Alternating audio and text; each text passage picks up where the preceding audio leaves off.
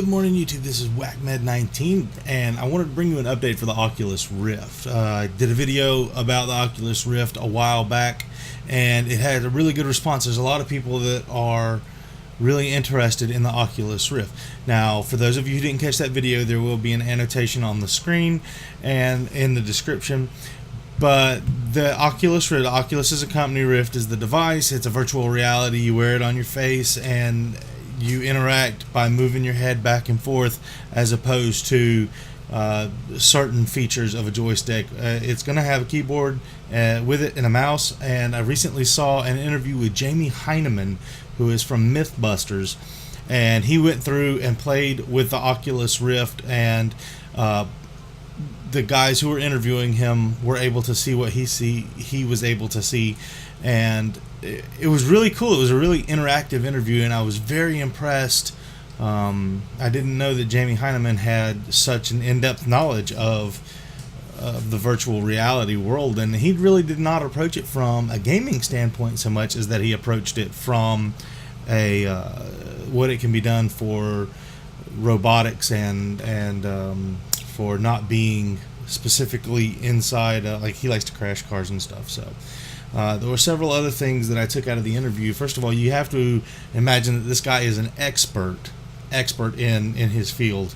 If you haven't caught any Mythbusters, I don't know what's going on with that, but the lag that is supposed to not be in the Rift, and even at the point that it's at now, is supposed to be amazing.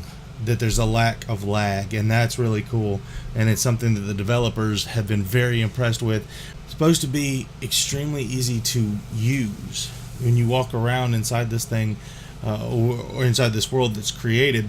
Then it's very easy to use. Because of the lack of lag, there is a lack of motion sickness for a lot of people. See, the lag is what causes motion sickness, the poor latency between what the control does and what you have told it to do is where the motion sickness comes in. Because if you say turn left, or you turn left and then the screen is delayed and moving, it kind of gets this whole matrixy slow motion ickety wickety kind of thing going on, and that's what causes motion sickness. That's what causes people to have such a big deal or big problem with using a virtual reality headset. And that's one thing that pilots have to train for and such, is the lag between something doing what you tell it to and when it actually executes that command.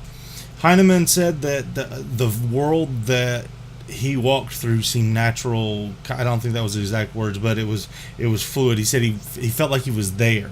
He was at home with the controls, with the way it was set up, and that's really a big deal, because if you're too motion sick to play this game, you're not going to pop a Dramamine every time you want to do this, and that's going to be a bigger selling point. If the Rift can do more than just gaming and can allow you to remotely see something or remotely be somewhere, if it has the capacity to do like a closed circuit television kind of thing, this is going to be a huge development or gift in the development of what can be done, and this is going to make it much more powerful.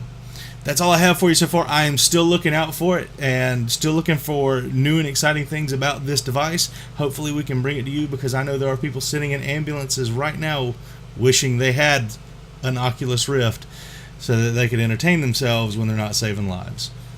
Thanks. Have a great day.